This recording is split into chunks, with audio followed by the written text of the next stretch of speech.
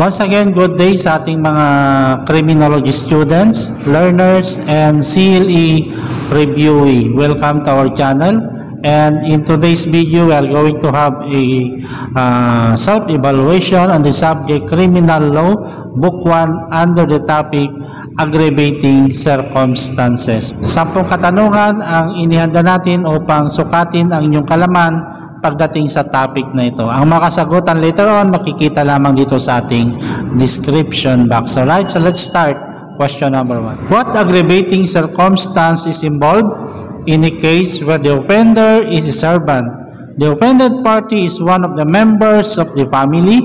The servant poisoned the child. Letter A, betrayal of trust. Letter B, abuse of confidence. Letter C, disregard of age.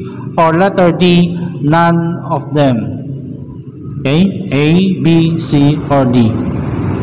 Question number 2. Dwelling will only be aggravating if it is the dwelling of the offended party. What if the dwelling is both that of the offended party and the offender? Is dwelling aggravating? Letter A, yes. Letter B, no. Question number 3. Husband and wife quarrel. Husband inflicted physical violence against the wife. The wife left the conjugal home and went to the house of her sister. The sister accommodated the wife in the former's home. The husband went to the house of the sister-in-law and tried to persuade the wife to come back to the conjugal home, but the wife refused. Due to the wife's refusal to go back to the conjugal home and live with the husband pulled out a knife and stabbed the wife, who caused her death. Is dwelling aggravating in this case? Letter A, yes, because the wife is considered as a member of the family who owns the dwelling.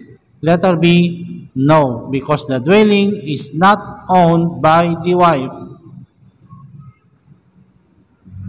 Question number 4.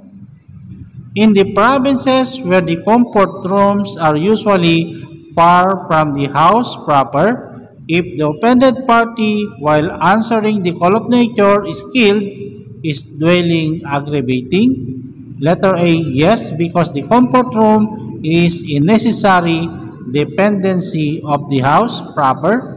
Letter B, no, because the offended party was not killed inside his dwelling. Number 5. This is referring to the period of time after sunset to sunrise, from dusk to dawn, which are considered aggravating. Letter A, band.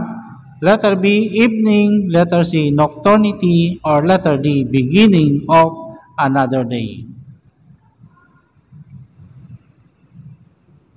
Number 6.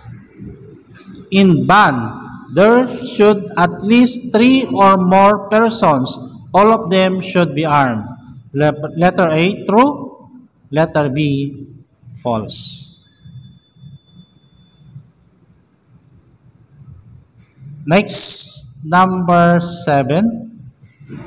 It is determined not by the distance of the nearest house to the scene of the crime, but whether or not in the place of the commission of the offense there was a possible or reasonable possibility of the victims receiving some help. A, dwelling. B, band. Letter C, nocturnity. Or letter D, uninhabited place. Number 8.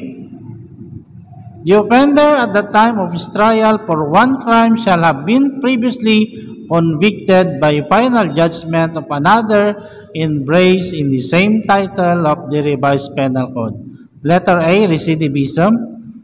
Letter B, repetition. Letter C, reiteration. Or letter D, quasi-recidivism. Next, number 9.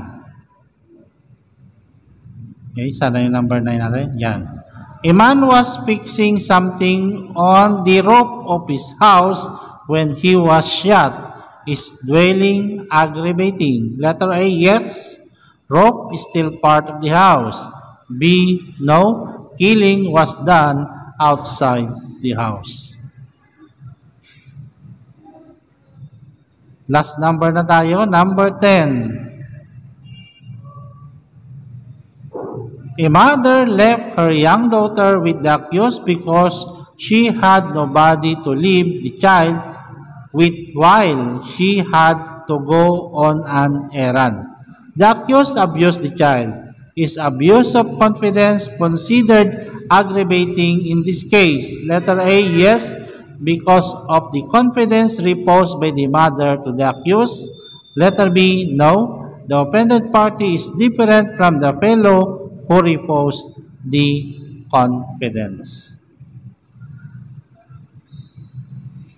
Ayan, so 10 katanungan para sa subject na Criminal Law Book 2 under the topic Aggravating Circumstances, Part 1. Okay? May Part 2 pa ito, kaya antabayan na ng pag-upload ng mga iba pang katanungan tungkol sa topic na ito. At ang makasagutan, hintayin nyo lamang na i-upload natin dito sa ating description box. Okay, sa ating mga learners, submit your answer using the link na makikita sa baba. Okay? Have a nice day. See you again in our next vlog.